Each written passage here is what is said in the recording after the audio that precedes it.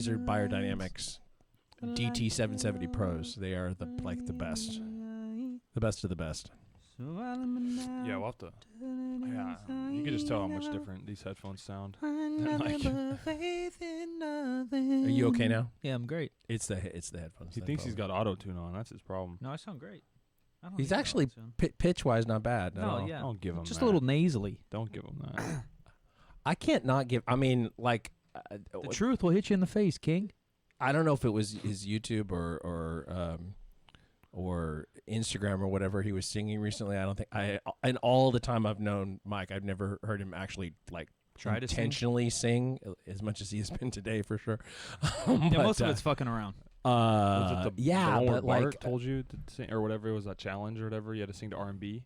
Oh, maybe that's what I think. That's maybe. what it was. And it's like, oh shit, he actually can sing. That's same with dancing. Like 90% of it's just fucking around. Can I really dance? No, not really, but I can fuck around. I can fuck around enough with so many things to make you think, oh, maybe he's got some talent in there somewhere.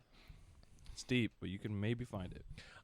I still, I mean, I'm deep into middle age, and I still think about getting voice lessons because I'd like to be able to, like, when I open my mouth to sing, know what it's going to do, like what my voice is going to do. Yeah. It doesn't always happen that way. It doesn't often happen that way, honestly. But I don't know. I spend more time just fucking around singing now than I ever have, and hopefully where no one can hear. And it can do stuff that it didn't used to be able to do. Like I can get into places I didn't used to be able to get to. And and at my advanced age, that's saying something, I think. Hello and welcome to the show. We're doing another. We're gonna call it a house show, a crew show. We'll call it Talking with Good Company. There you go. That's beautiful. In good company, right here. What's he doing, dude? He doesn't even have a microphone. No, he's got a microphone. He's just got no headphones, and he's Connor, our producer, our video producer here, is falling asleep on us. I don't know what's wrong with him. Go the other way. We playing Twister with our chords. We had a guest plan for today who had to cancel. No, it's fine. This is just a little soft. A little soft chord. Oh, I can turn it up. No.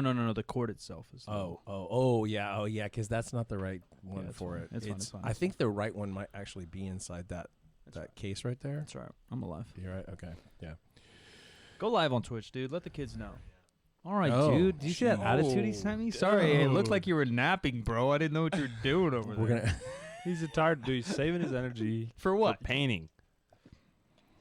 Because we got a lot of that to do today. We've been doing a lot of painting. Yeah. So if you're paying attention to the last episode, we're opening a gym.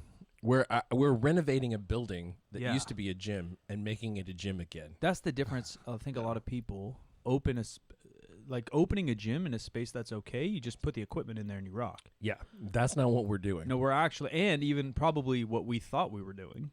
No, that's it. That's another big part of it. Yeah, for sure. I thought we were sprucing and then opening a gym, but we're renovating.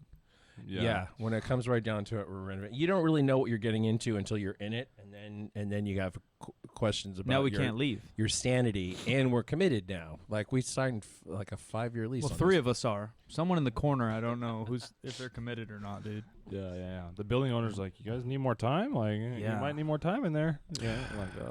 Yeah. So here's the thing. This building was built as a, I don't know what the fuck, but it was eventually a machine shop. Yeah. A cylinder. That cool logo you found. Yeah, there was cool. in the back closet an area that was closed off when the previous tenants, who were also a gym, built out restrooms with showers and stuff. There's a cool logo back there, Del Mar. Oh, maybe. Yeah, I didn't even read it. The colorway's cool too. Yeah, it's like a pink and teal. Yeah. Yeah, this building was built in the 60s, and I think it's probably from then. Looks really cool. I don't know. We may. I liked it. You may see a merch spin on that from us at some point because it's authentic AF.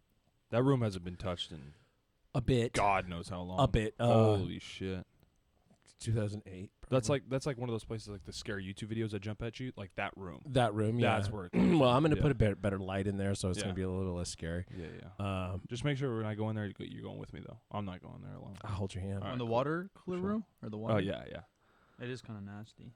It's No, it's very nasty. It's super nasty. You're nasty. But there was a lot of nasty in there. Dude. Let's be completely honest. It was The whole place had a lot of nasty, and there's still a lot of nasty to deal with. So there used to be a lot of electricity that became unnecessary at some point, and like the wires got stripped out of it, but the conduits were still there all over the place, and all those things do is collect dust. And the walls brick, so these things are just like stapled like cinder block. Yeah, so they're just stapled to the outside looking. Yeah, and there was plumbing for compressed air and for water and whatever that are not connected to anything anymore, but they were also still stuck to the walls and covered with dust. And this place, okay, so let's talk for a moment about the decor aesthetics of many powerlifting gyms. Yeah. I think there's only two in my head. One is the extreme graffiti version. Yeah. Okay, I guess there's three, I guess. Okay. But so yeah, I would say one's bare bonesy, walls, poster, boom. Next one is, and I'd say it's more of but with the bodybuilding thing, like you said, graffiti everywhere, just cause. Yeah. And then the third is one that kind of looks like a university college weight room. Okay. Because that's the biggest question I've gotten recently. Because I talked about on the YouTube video, like I never felt a part of strength sports in some sense. Yeah. Like I'm not the person to say with many things. If some people will pick up a hobby and say, I am a fisherman. Mm-hmm. I am a skateboarder. Mm-hmm. I am a painter. I've only really ever felt like a basketball player, even though arguably at this point I've been deeper into strength sports or the same at least than I was with basketball. But I've never like threw that badge on like I am power lifter, like right. I coach powerlifting, like the sport, like a lot of the people, strength conditioning. I'd say I'm a lifter. Mm-hmm. I would say that I'm a lifter, but the culture, because of the aesthetic of the gyms, and maybe why the old school, or still some people, maybe the loud voices, the loud minority, why they lift is not how or why I lift. Mm-hmm. I don't lift in boots, torn jeans. I don't lift because I have all these demons and I feel like deadlifting 500 fixes them. I have tons of ego and self-conscious issues, self-esteem issues, but I don't lift to feed that either. Yeah. I never grew biceps because I'm self-conscious. I hang out alone because I'm self-conscious. Mm-hmm. Like where these other people go this route, and this is not a knock on anyone. Everyone deals with their own life their own way. But I never felt I hit that click. Right. I can get along with anybody, and I got along with those people because we like lifting weights. And a lot of them are cool. Maybe they play football and we can chat or whatever. Mm-hmm. But like the core root of why they lift and why I lift was not always the same. I could never identify with somebody who missed a lift and threw things or that was never me. I don't know. It's just not me. I never got that upset about stuff. I also don't get super hyped up to lift, period. Sure. I've certainly talked about that plenty of times over the however many years we've been doing this. That's not me. I don't need it. I don't need specific music to lift. I don't need a bunch of trite slogans on the wall to get me fired up. Hey, if somebody does, that's great and whatever, but I always question your actual motivation. Fake intensity. My basketball coach called it. Yeah, if you need that fake intensity to go on, why can't you just find that in yourself? Right, so that's where I'm somewhere in between you. I do get a lot from music, and I'll build up some anger or think of some things. Some people piss me off in my head before, like a real PR attempt. But again, it's not like the daily. What drives me is that I didn't make my 6th grade baseball team or something or like I got wedgies in high school or whatever, the girl dumped me or something. None of those things are the reason why I wake up to lift or I wake up to work hard. Yeah. Or whatever. I don't know why I do. I do want to prove myself to the world. I guess that's number one, and we can go into a therapy talk one day. But so that's, I think, aesthetically and community-wise, I think that's probably the majority now. People lift, and I don't want to put words in anyone's mouth, but they lift because they want to get better. They lift because they're good at it. They lift because they want to be healthy. They lift because they love it. Maybe it is like a form of therapy or like quote unquote self-care, which is just the worst word because it's misused left and right. It's definitely part of it, though. Because it's routine. Yeah, because it's a routine of health. Yeah. And humans are made to move, and if we don't move, obviously we're going to have some emotional attachment to some of those things. It's a hobby. Yeah, that too. Yeah. Cardio is for your heart, and weightlifting is a hobby. And if the benefit of that is strength, for a lot of people. And strength is something that has been proven to increase longevity and all that stuff, resilience and everything. And it's good. It's good for you mentally. This is kind of crazy. Actually, just I have a friend who's a dentist sent me this article that when you do cardio, your blood pressure goes down. Sure, and you lift, blood pressure goes up. Yeah. When you, however, if you use mouthwash before you do cardio, your blood pressure doesn't go down as much, and they don't know exactly why, but they think it's something about the bacteria in your mouth that somehow regulates that hormone release that lowers your blood pressure. That like it dilates your blood vessels. That's why your blood pressure goes down. Teeth control a lot. You get a sore tooth, man. You're down for the count. Yeah, for sure. Messes your whole body up, man. I guess going to maybe the aesthetic of what we're aiming to do. That is that's like foundational, right? Because there's so many different things. There's community. There's how you talk to people, how you lift, how you treat your community, what you do to grow all those things. That I think, again, going to the root question that I got over the last 3 days is what makes it so different, or what are you doing differently, or why do you not feel that these other gyms serve you? And the foundation, I think, is an aesthetic, because to me, how things look, how they feel, brings a vibration about, and then the humans within the building can extend and magnify that vibration. So maybe go into some of the aesthetic that we're doing, just exactly base plan. We the space that we are now leasing was very, very loud in terms of color choices, like things that didn't go together, and most of it not left over from the time that we were lifting there, not left over from when we left in that building in 2014, but just a lot of clash and a lot of motivational words just scattered. Some typefaces that I think I saw in World War II or something. I don't know. Not on our skulls, all that. The Axis side. I've never been a skulls guy. I've never been a bent barbells guy. I've never been. If you're into that and that thing that helps you, that's really great. But it's not really not me, and it's I don't. Yeah, I think it's application. It's application too, because I think there's something is to skulls. And there is something is to barbells, but like when it becomes your default to describe what you're doing, that's the issue, right? Like when they've become the emoji of lifting. Rather than like a way to apply something or a message. And that's, going deeper into what we're trying to do differently is like clothing and branding and things that I enjoy and things that I've been into for a really long time. It's how you portray a message of vibration and community. And those are the lowest hanging fruit now. To put a barbell on a name. You're already in the conversation. Like that's 95% of gyms in the planet. And again, no knock to it, because somebody started it. Somebody had that cool idea, and some people do cool iterations of it, and then some people do a low-hanging fruit of it. Yeah, that's true. Actually, I mean, somebody that I know who does skulls just great, and I totally identify with what he's doing, is Derek McCormick. He does use it in his company branding, but his sort of personal brand, because he wrote a book called Tea Time with the Reaper about his wife dying, about death. He's written another book, and he uses some just awesome looking. Yeah, I think there's a couple people. I think Barbell Brigade uses it really well, and I think Ghost. Strength Equipment uses it really well with kind of their own twists and their own things on it, rather than just again defaulting to a barbell, right? Defaulting to whatever you may do, and that's what I just don't like, lack of thought. If everyone says you love lifting and you love your gym, and I want to be a gym owner because I just want to hang in the gym all day and I love it and I love this and I love the community and I love powerlifting, then why not put thought and effort into it? I guess that's where I come down to. Yeah. And going back to why I don't like the low-hanging fruit is like growing up playing basketball, I didn't just wear a shirt that just said like I play basketball and it just had like a basketball on it or right? Like you don't do that.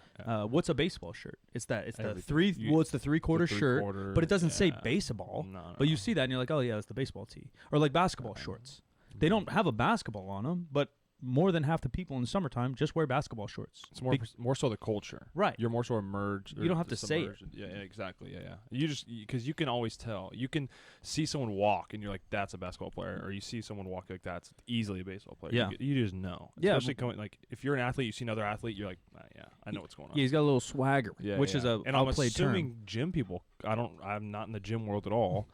Maybe they know that about each other. No, I like, think oh, you this can. person might own a gym kind of thing. You could tell kind of, I guess. But the issue is that then all these clothing companies just threw a skull on there and just said powerlifter on there. I'm like, I don't think that's the route to build a culture. Do you think it's lack of, like, when someone does that, what do you think it is? Do you think it's them just saying, like, no, I only care about lifting? Like, if I have a brand with it, okay, that's fine.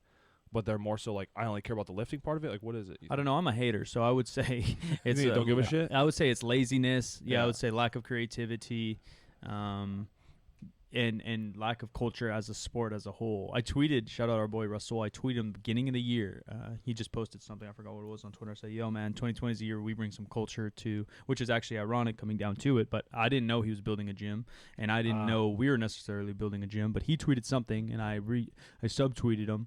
Early this year, December, I said, yo, it's about that time you and I bring some culture and style to the strength game. So later, and he's had his clothing company for a while, but I know he's working really hard on it now, and then he also is opening his gym, and so are we. So maybe some of those vibrations made it into the Matrix timeline. Yeah, hopefully. Go ahead, Jim. I'm looking at all of the Major League Baseball logos right now, and not a one of them has a baseball in it. No. Maybe like the old Indians or something, but yeah. Oh, you mean like team logos? Yeah. All the team yeah, logos. you don't have yeah. to. I mean, the Mets have Mr. Met, and Yeah. a giant baseball, but that's But or they have a baseball hat on a guy. Yeah. But yeah, they're way subtler. yeah, Yeah. it's when it's about something else. Yeah. Yeah. It's about something that resonates about a location or a tradition or something like that. Tradition is a big thing for us as well. Without using that iconography, we're the building that we leased has a lot of lifting history in it, and we're going to celebrate that. Even though we may not be associated with some of the people who did that lifting anymore, honestly, and who knows, what powerlifters or weightlifters or whatever are going to train there, and what they're going to accomplish in the future. Yeah, I think that's the most part I've related to lifting too, is that when I joined, it was a niche of like freaks and lifters only. Right. And then I saw in it quickly that it is for everyone. Yeah. And that now that's come to fruition. Right. Like, who used to follow me on Instagram is literally just jacked meatheads that their only goal is to deadlift 700 pounds. That's all they fucking care about in life. And then who now follows me is like lawyers and nurses and people that deadlift and enjoy it and want to improve on it and do want to get stronger and probably have some strength goals, but it's for the people. Where like playing basketball and baseball, that's so difficult as you get into your 20s and 30s. Yeah, you can play a little weekend league, but it's not something you do daily. No. It's not something you really. Does it improve your health? Yeah, I guess, but it's not really the same. It's not like the same style of hobby. I can't think of another hobby like this.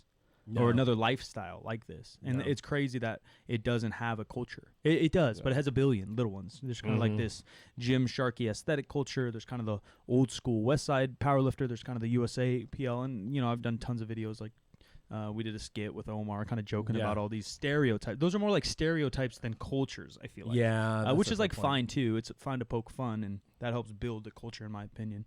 But there's no unity in some of it, and so I think that's where we're trying to hit what strength sports could be. Yeah, and our services on the merchandise level will hopefully be an elevated take on clothing. Again, Lululemon's one that comes to mind. What are they made for? They're made for yoga.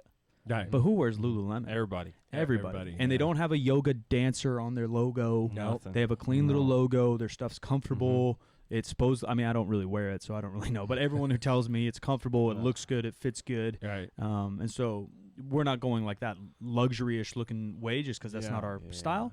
Yeah. But then same with the gym. Like, why does a powerlifting gym have to have cobwebs, mismatched plates, and barely any toilet paper? Why does it have to have that? Dust and dirt and cobwebs. Yeah, it doesn't have to. Shit everywhere. Why does it have to look bad for you to be strong? Now, our gym won't have AC, it won't have heat, so there's some aspects. Yeah, I do think there's some aspects of getting better in uncomfortable situations, like even lifting or that's sports. Beside, that's but sports are like that. You got to run 3 miles before you throw your pitches. You're doing suicides in basketball mid practice. Don't feel good when you have to scrimmage at the end. You need to be a little uncomfortable. It's a lot more mental than right. It's not gonna help you fit. Yeah. But that doesn't mean you got to be inhumane. Right. You got spiders crawling on blood everywhere. Yeah. To be hardcore. Yeah. Exactly. Yeah. A lot of MMA gyms are actually really fucking nice. Really clean. Clean. Yeah. And they're the baddest MFers around. Yeah. I think with the powerlifting thing, it's kind of what you said. When you walked in, you're like, okay, it's a niche group of people. They all pull 700 or whatever. And then you saw, well, no, this could be everyone kind of thing. I think that's what's been delaying that progress is like the overall, we talked about it, the gatekeeping. Yeah. It's like, it's a niche. They were like we said, baseball hats didn't have a baseball on it, whatever. Powerlifters, literally, I would see them wear shirts that say power lifter. It's like, well, okay, are you building, what are you trying to do? You're trying to solidify, you're trying to put yourself in a group, or do you want to actually expand and get this culture out to a lot more people?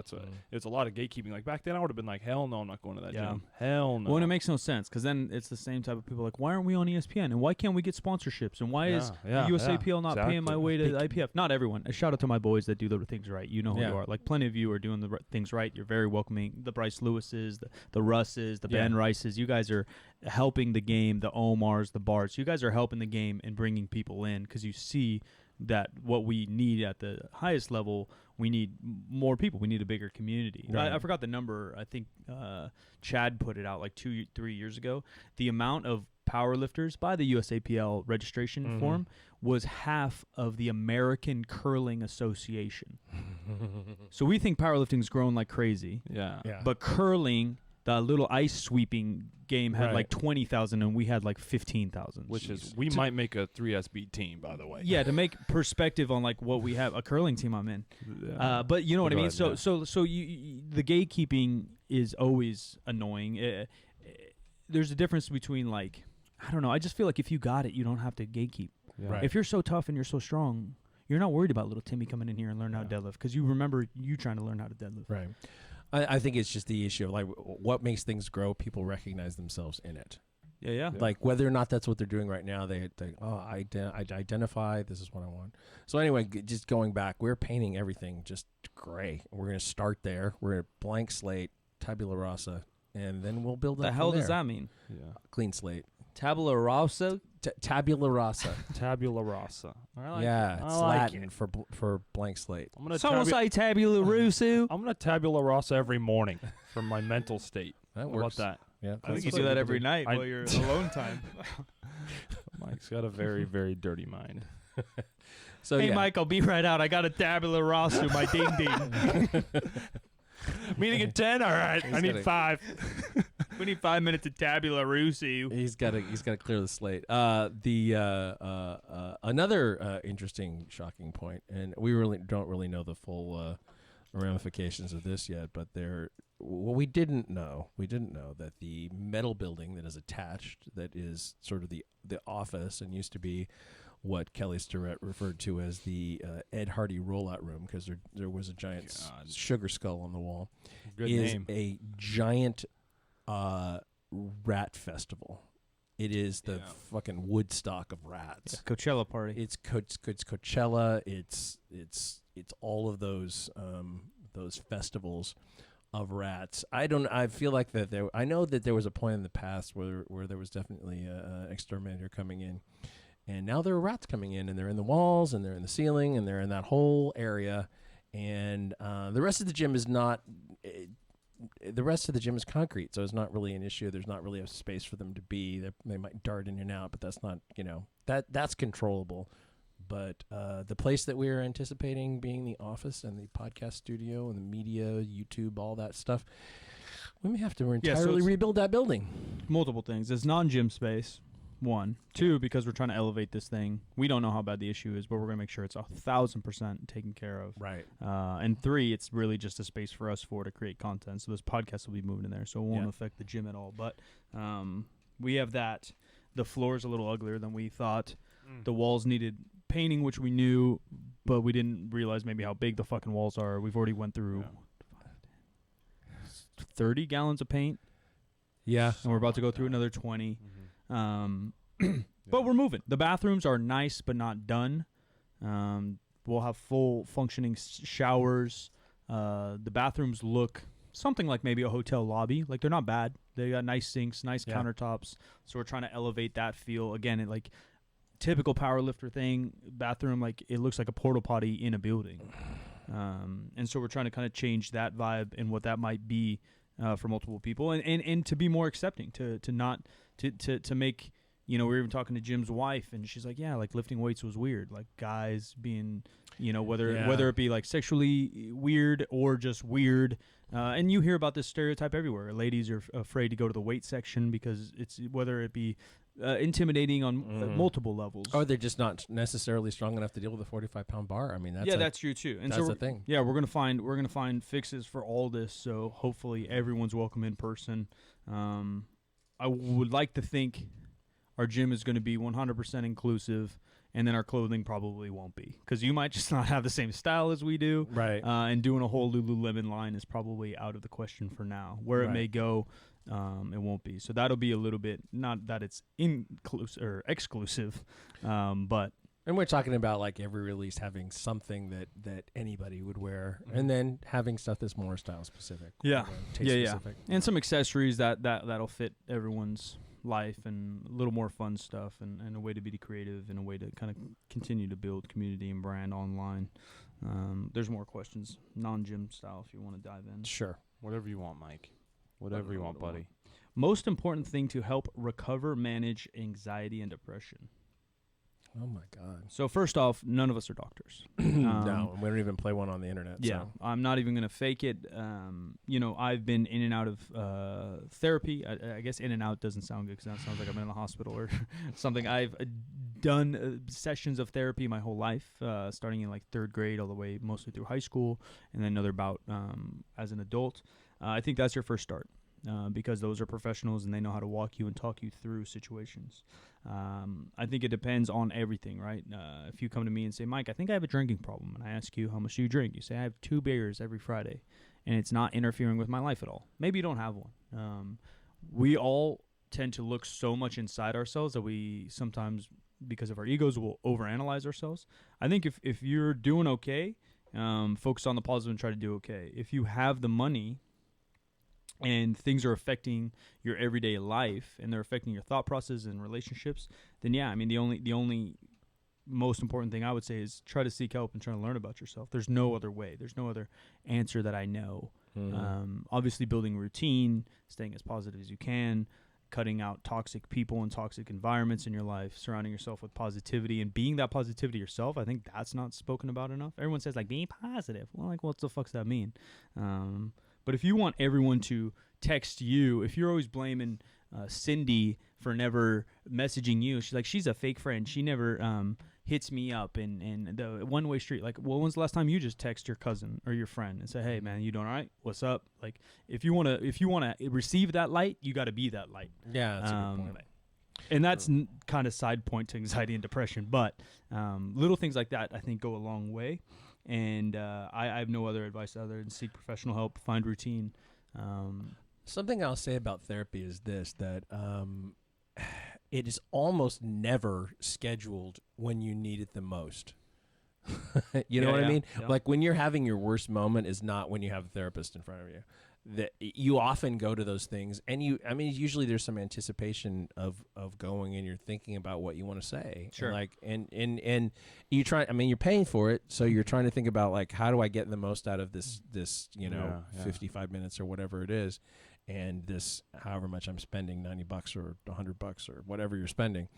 And so an effect of it, though, is that when you're feeling shitty, it's good if you can think, like, what's making me feel shitty? Like, Sure. What things am I noticing about how shitty I feel, and what may have triggered it or whatever?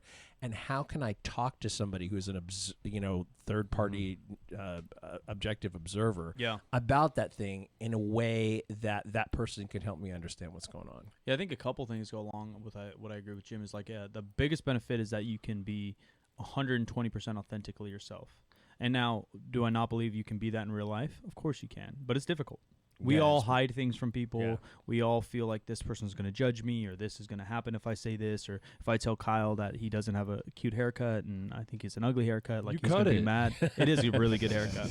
But It's so, not you know, bad at we're all. always kind of semi-filtering ourselves to the world. Yeah. How much do I show? I don't want to be vulnerable. I don't want to do Yeah. this. And so now you have this person that they're legally binded to just shut up and eat your trash. And so you can spill it to them. But I do think there's something healthy about that, because then you can start to realize, like, man, I'm so fake over here, or I'm so Yeah. hidden and less vulnerable here, or Yeah. I tiptoe around this group of people, and I lied to my business partner, and I lied to my spouse, or Yeah. and then I think you can spread that. And I think that just that alone, I don't know, it's actually not to sound like an angel, that wasn't a big issue for me. It isn't. A big issue is being vulnerable, but I don't lie to people, but I know that is a thing. I think that can like cure other people's anxiety like this.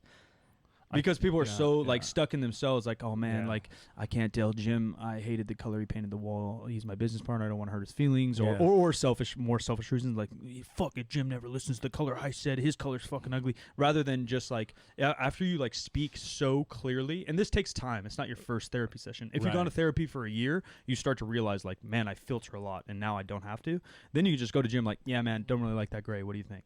Yeah. And, you know, you can like find ways to figure that out. And I think I'm not a doctor. I think for a majority of people, though, that inner anxiety comes from little situations like that where you just feel you can't talk to someone. I personally, I get a lot of anxiety around if somebody asked me to ask somebody else for something instead of going there because they don't feel like they have that Sure. the relationship, whatever. And so, like, I will spend a lot of time like gaming that in my head. Like, Right. how am I going to present that? Like, It's if they're scared of doing it, why am I? It goes back to when I was probably in the fucking third grade or something, and Sure. somebody asked me to do something.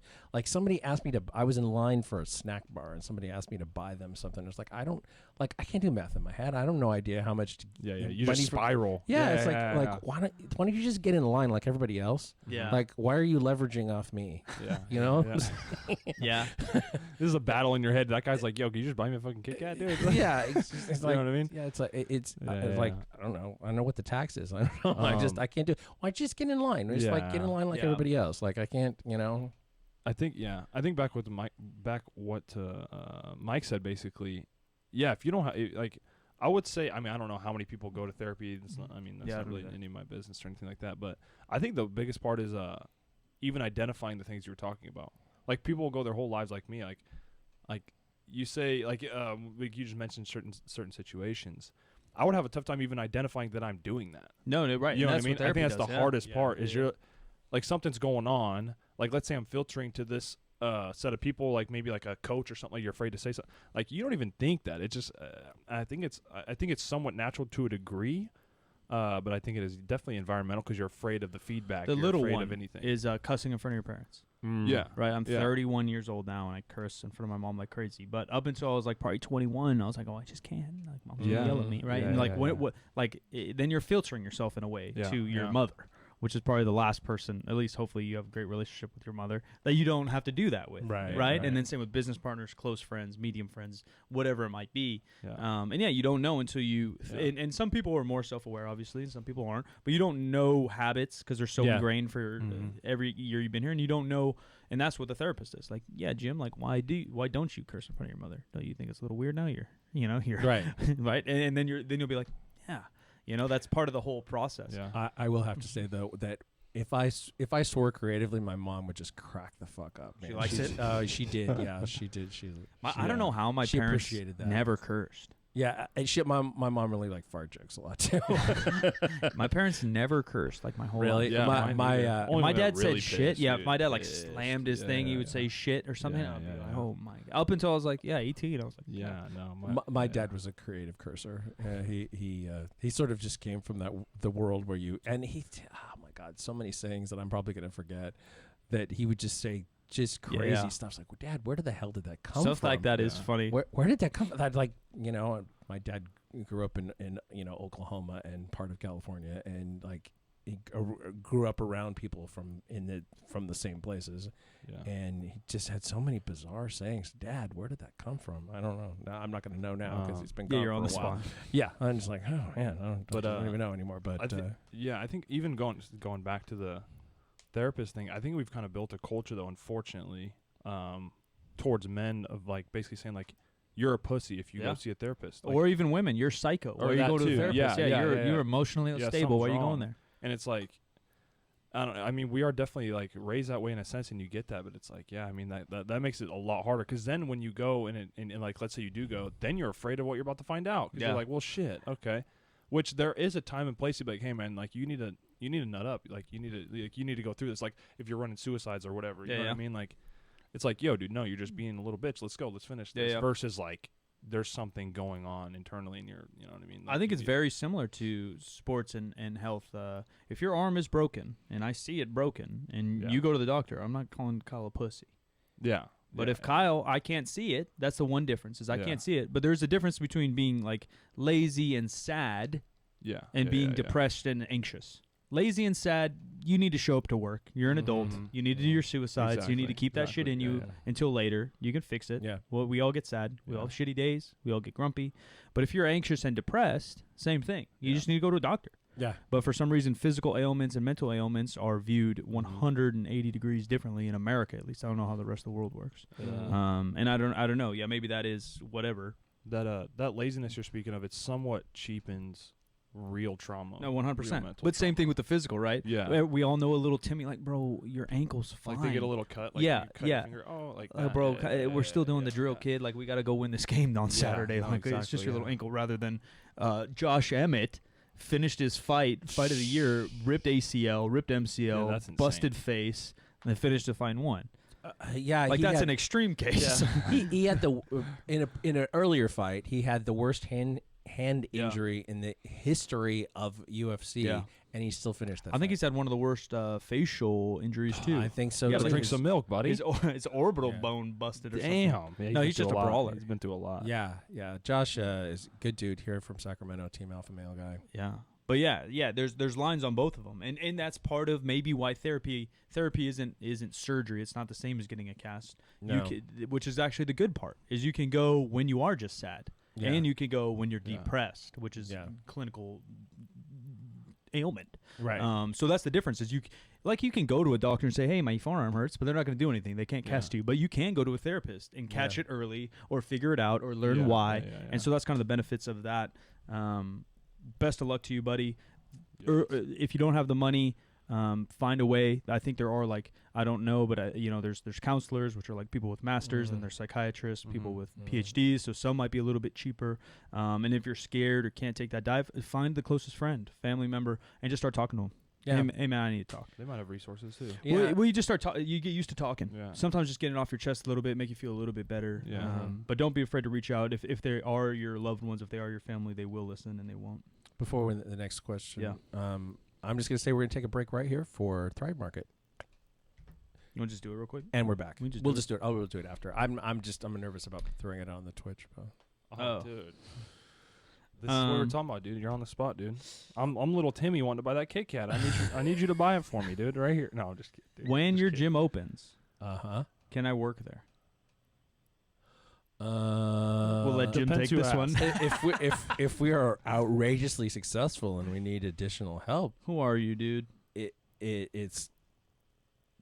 It's not out of the question that we might hire somebody in the future. I'll be the filter, dude. But everybody that is going to work in the gym is in this room at the moment, right now. True. We don't want it to be people here. 24-hour fitness where you don't recognize the person at the door because they have so many employees. That's part of the goal. That's an issue. And vice versa. We're going to know every single person. Am I allowed to read comments? Right. I would do this if I was doing it on my own. I'm obviously with you guys. Can I read comments that gas me up? Yeah, of course. Sure. All right, here we go. Yeah. Me and Omar like to do it. But Omar, go ahead, buddy. Read the comment that talks about Rascal. Go ahead, dude. No question. Love the fine-ass mullet. Oh, my God. There you go. Man, dude, your ego's really taking I don't know, dude. It's just good. Damn, it's just dude. good. I'm just good. It's just good, dude. Where did you learn those sick dance moves? We got more. Oh, is that the one we got more. you posted yesterday? I don't know. No, they're just the one I took yesterday? These are just some Oh, just response. Yeah. Responses. These are just questions. Give me some work, Mike. Another person that wants to work for us. I don't know. I mean, if you want to work for free, then it's for me. You got some dumbbells? Yeah, seriously. I'm starting my own. 2 questions. I think we can kind of go. Go No, this one's specific, and we can talk about it too. I don't know how open you want to be, Jimbo, but I'm starting my own business. I'm curious how you raise money to open your gym. We're curious also. Yes, we're trying to figure that out ourselves. So I think there's a couple options. Yeah, well, there are a couple options. Personally, I due to changes in the tax laws, continuing to throw money into my retirement account is not the most tax advantageous thing that I could possibly do right now. So I'm putting money into a gym. That's a thing. So I think when you start any business, there's multiple ways. Self-funded. Yeah. That personally in my head, and I'm no business guru, college dropout. I've just opened a couple businesses, helped grow a couple businesses that over the last 10 years have done okay. So I know a thing or 3, but I'm no businessman. Self-funded. For me, it always just feels cleanest. You don't have to do any contracts with any investors or whatever. It's just you. It's your money. And I also think there's something to it of putting your ass on the line. Hey, I threw $50,000 in this bitch. I'm going to work harder to make it work. Yeah. Because otherwise I'm losing my house, my family, my car. Right. So I think that's one. It's something these are conversations me and Jim have had now for the last 8 months.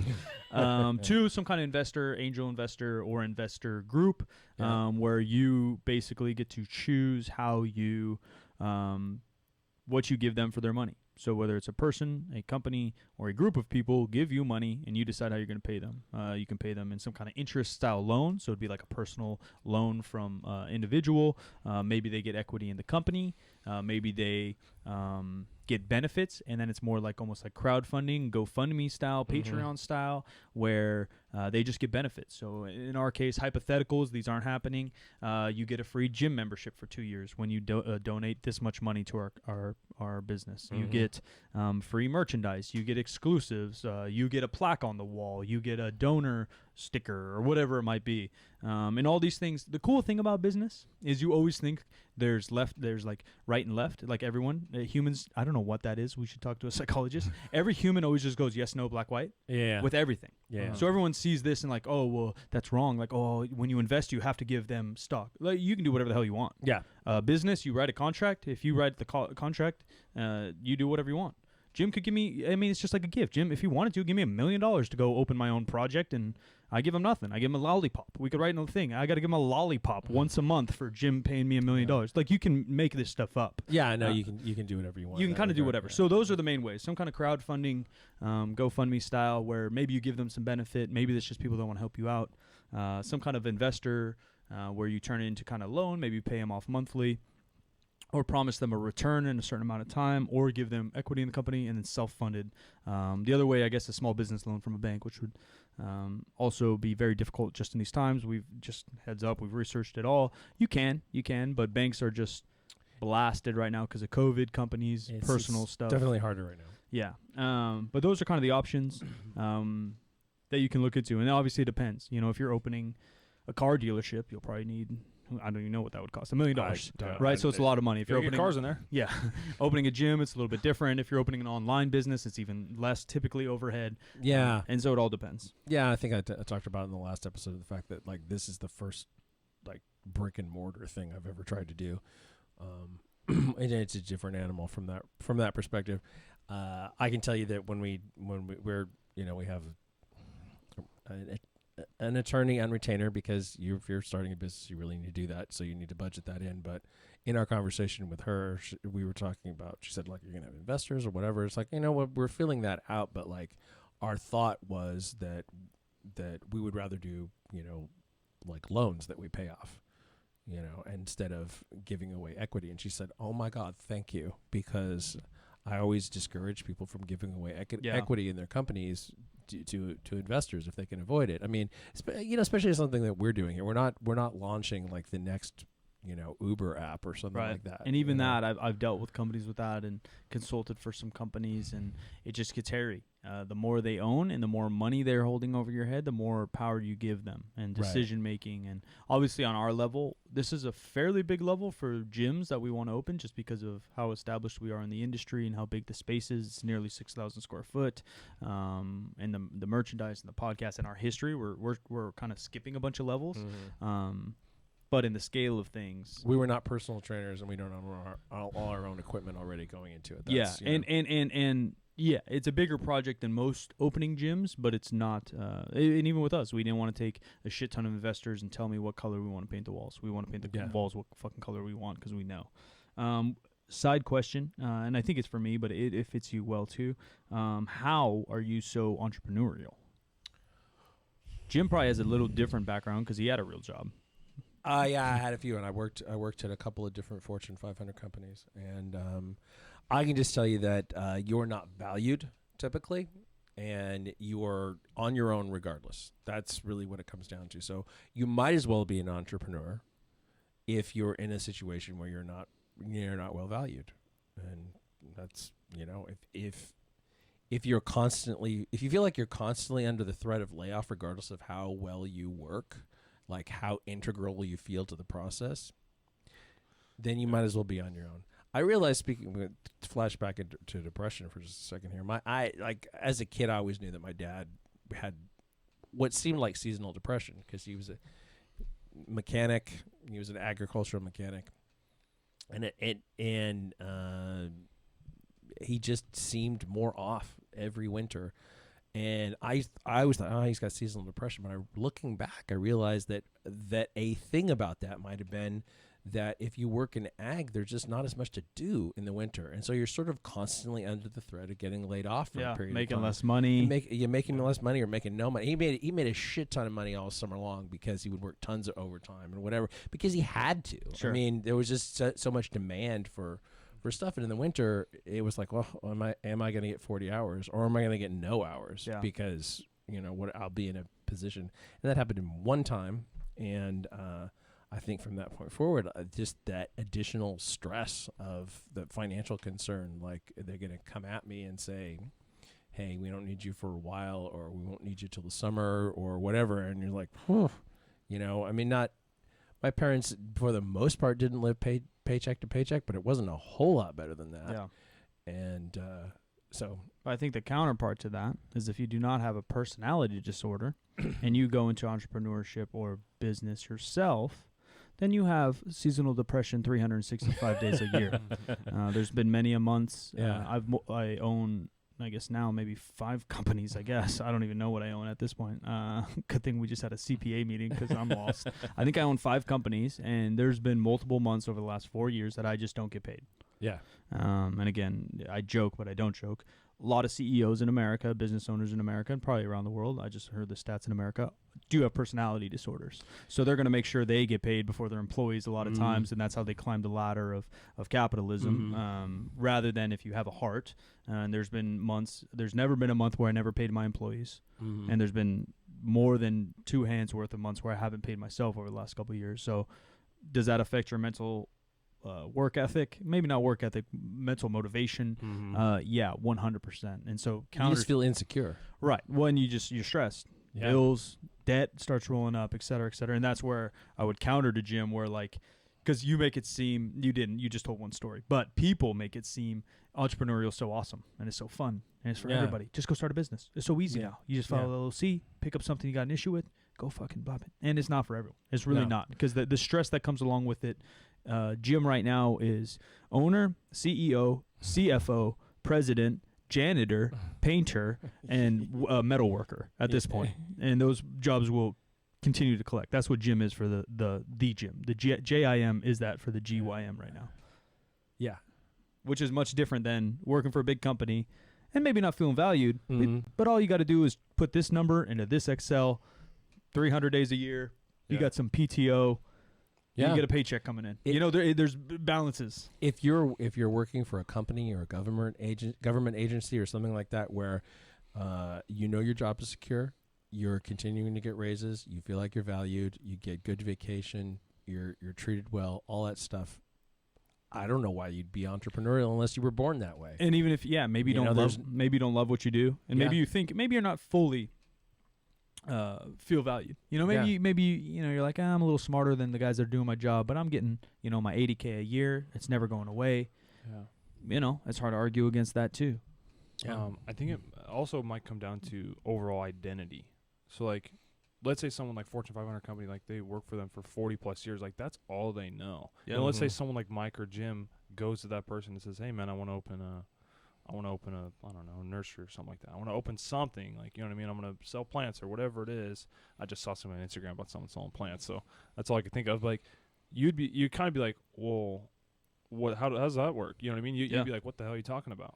Or not what the hell are you talking about, but like, sure, what do you need? What do I have to do? And you're like, oh man, just like this is how it's going to work, this and that. And then they're more involved and they're like, what the hell? Like, it's kind of an identity thing for sure, I think. I think that goes to an applicational point too, where people may or may not start businesses based on hobby or based on what you enjoy or based on what you think would make money rather than everything I've ever done.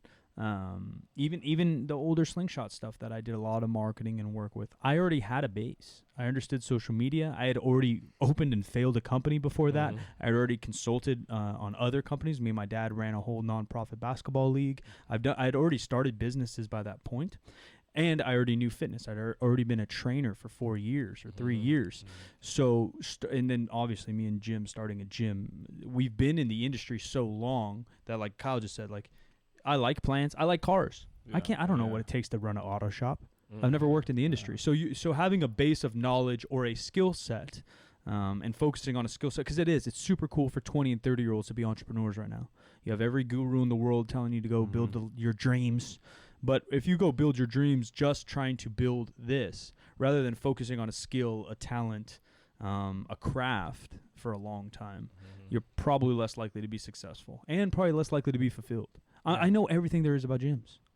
Am I the world's best expert in it? No. But I know a lot of every single detail. Yeah. I'm not the best. I'll never be the best. Can I learn more? 100%. But I know what it takes to coach someone one-on-one. I know what it takes to coach classes. I know what it takes to coach athletes. I know what type of equipment, why, how we want it. I know how flooring's made. We know all that, the pieces to this, the check-in system, the money system, the back-end business stuff, how to optimize, how to make the money. Like, we know the different phases, the marketing, the branding. We know these phases rather than, Kyle just said, like, you start a nursery, like, I like plants. I know a lot about roses. Yeah. That's a little different. Yeah. Yeah. And that's the other thing is, like, anyone can do it. It's just like, where's your head at? You know what I mean? Yeah. That's like, let's say you don't know anything about it. Like, we don't know shit about painting, or we really didn't. But we looked it up, and we know a guy. Jim knew a little bit. We knew nothing. Me and Mike, when we're in there by ourselves. I do, but I'm not in there every moment telling you guys exactly what to do, because next time, you'll know. Yeah. And you're not a painter. I'm not a painter. But you know a lot about painting. Yeah, which is different too, right? That's the same idea. Is Jim can do the painting necessary for us to open a gym, but probably not the painting to open a paint shop. No. And that's where the line is, right? Like, do you know what that fabric, the fucking material is by the chemical and whatever dog shit? Like, probably not, right? Like, there's layers to this. Right. And I think to be the most successful, you have to be really dedicated to the craft that is not only the subject matter of your business, let alone a light business sense, which Jim has. He has his MBA, marketing, accounting, etc., plus the physical, plus the branding. Like, there's just multiple layers to opening company. So the real question was, how am I so entrepreneurial? My answer is, I have no other option. I hated college, and the system in America throws you through school, high school, college, and the style of teaching that they give you sets you up perfectly to run the typical job. What do you do when you're in high school? You sit at a desk from 8 to 3. You learn from somebody. You do a little work. You learn from somebody. You go home. You do a little work. It's all on paper, computer, etc. What do you do in the in 80% of jobs in the world? Very similar work. You're having a meeting in the morning, meeting in the afternoon, and you're at your desk crunching numbers, pushing papers, whatever it might be for the majority of jobs. I knew early on, whether it's my ADHD, whether it's my little rebel inside me, I couldn't do that. And early on, I just started thinking like how easy it is to make money. Not that everyone's gonna be a millionaire, but I think I told the story on the Caffeine Kilos podcast I was on as the first entrepreneurial thing. Me and my buddy, shout out to my boy Chris, we started a DJ company. We ran. We were part of the committee that put on the Halloween dance in 7th and 8th grade. So we had to hire the decorations and we hired a DJ. He's $800 for like 3 hours. He showed up, played shitty music. Then we just went to our teacher like, all right, we'll do it for $200 and we'll play the music that everyone wants. So of course the teacher's going to be in it because it's their budget, and so we do that. And then I become a DJ and I do weddings and dances and things all over Sacramento for the next 8 years because it's just issue, solve it, find the talent. I did research on every possible equipment, music, whatever.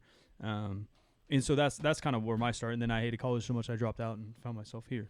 I think too, in terms of being an entrepreneur, you have to. Well, you don't have to be, but I feel like it makes a difference if you're a live to work person versus a work to live person. If you if your focus about work is that it's not so much your identity, it's a vehicle toward accomplishing things that you want to do that are not work. Yeah. That's one thing. If it is it's a self-expression as well as a business, then your chances of being a successful entrepreneur are increased. Yeah, I don't know the health point to tie that into the anxiety stuff, because that's where I found myself is like I don't really have any hobbies. Because like in a very smart way and a very dumb way, I've made all my hobbies my work. Yeah. Right, even like video game playing. Yeah. The way you could tie it in is literally the idea of failure alongside anxiety. Those go hand in hand like no other. Yeah, because the risk goes way up. Yeah, I mean, I think the idea of failure. I mean, it is a. Everyone says it all the time. All these motivational pages and stuff. That failure. Everyone needs to fail. You need to, which is it's correct. I mean, it is true. It's like you have these steps of failure. But I think people are really afraid of that, or they've had a failure like so big, like a soul-wrenching failure where they're like, I'm never doing that again. Or that I remember what that did to me, and they're just like, fuck that. I'm going this way. I'm never doing something like that again. So, I mean. Yeah, it's a way bigger risk to fail when it's your livelihood. Yeah. Right, when it's your money, it's your house, if you have a family, if you don't. Yeah, exactly. Rather than like if, you're... And that's what good advice too. If you have a real job, start a little company on the side. Give it part-time, give it full-time work. You might be working 80 hours a week because you got to do another 30, 40 hours on your personal gig, but you have an income at the steady job, and then, when you feel safe, you can transfer. I've never done that. And I've always just worked multiple jobs. Just because that's all I had, but I never had like a steady good one. But I don't know why I'm so entrepreneurial. I don't think it's for everybody. I actually think it's for less people than the world wants to tell you, because everyone probably just wants to tell you their how to become an entrepreneurial handbook. That's a fair point. Yeah, I don't think it's for everybody. Exactly. I think it's for less people than even the internet wants to tell you, despite the internet showing you that it can be fun. There's a lot. I actually think, and maybe it's because I'm a negative Nancy and Jada, I think the stress nearly never outweighs the victories. And that's just me being a hater. And on that note, just looking at myself, I had like job out of high school where I worked in a warehouse for a while, and then I did I ran an art gallery for a while. I did a couple of different retail jobs. I was a janitor for a while. I did, and then I ran another art gallery, and then I worked for a like Fortune 500 insurance company, and then I worked for a consulting company, and then I worked for another Fortune 500 company, and then I for a number of personal reasons didn't do anything for a period of time. I had family stuff going on. I had a sick kid, whatever, and I was the balance there for that.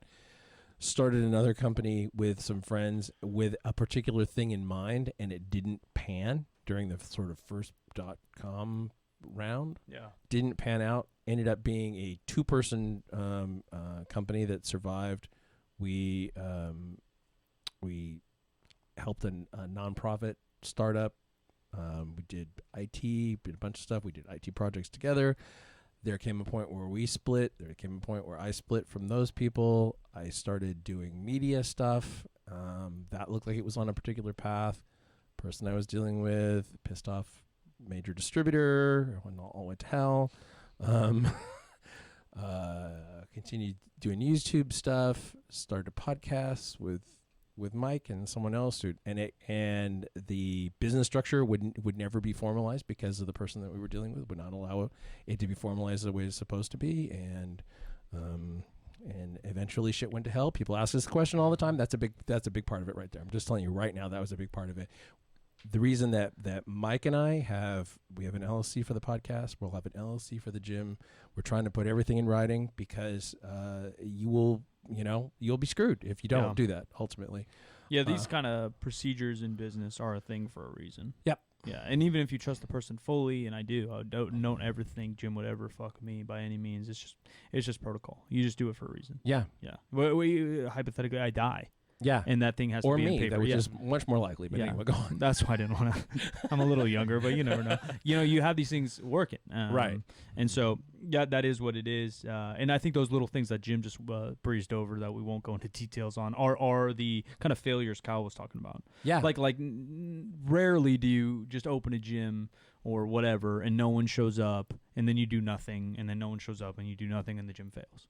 Right. That story doesn't happen. No. Or you launch a product, nothing happens, you do nothing happens, right? Like you're adjusting and working, and these are little things you learn along, and it does suck because it's a cliche from these guys, but it's true. Yeah, you learn, you move, you learn, you move, you learn, you move, you learn, you move, you learn, you move. And people talk about like, oh, I failed this number of times before I succeeded. Yeah. Well, like there is failure buried inside of every success, and sort of vice versa. The things you learn from a failure are well, they're the things that drive us today. Right. That's and everything, again, going back to the human nature of just saying like yes, no, fail, succeed. Like even I had a failed gym, but there's some things within that worked really well.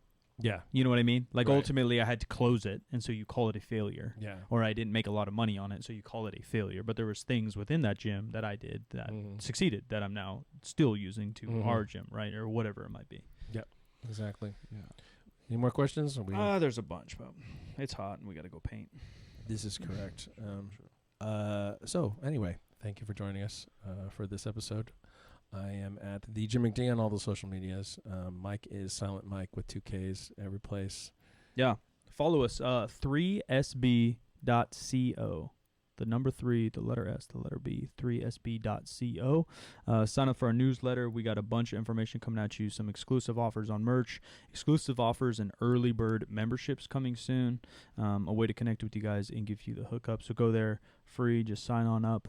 We're going to continue to talk about the project, vlog the project, stream the project, and then hopefully display the project. That'll be nice. Brand new podcast every Wednesday. I appreciate you. Plug away, Kyle. Hit him with your Tinder or something, dude. I don't have Tinder. Okay, hit him with your LinkedIn. LinkedIn. Okay, Grinder. Hit him with your LinkedIn. Like Grinder. Okay, Growler. No. What's your LinkedIn? I don't even have that either. All right, what's your we gotta Instagram? Get going, dude. What's your Instagram? Just Kyle Castro. Kyle.Castro with 2 O's, and that is it. That's it. I don't post much, but He will be. We're gonna teach him say the hi. ways. I'll say hi to you back. I promise. He's gonna post Sweet. more now. That's true. And that's Connor O'Neill, dude, producer who just took a nap during this exciting, exhilarating podcast. We'll catch y'all soon.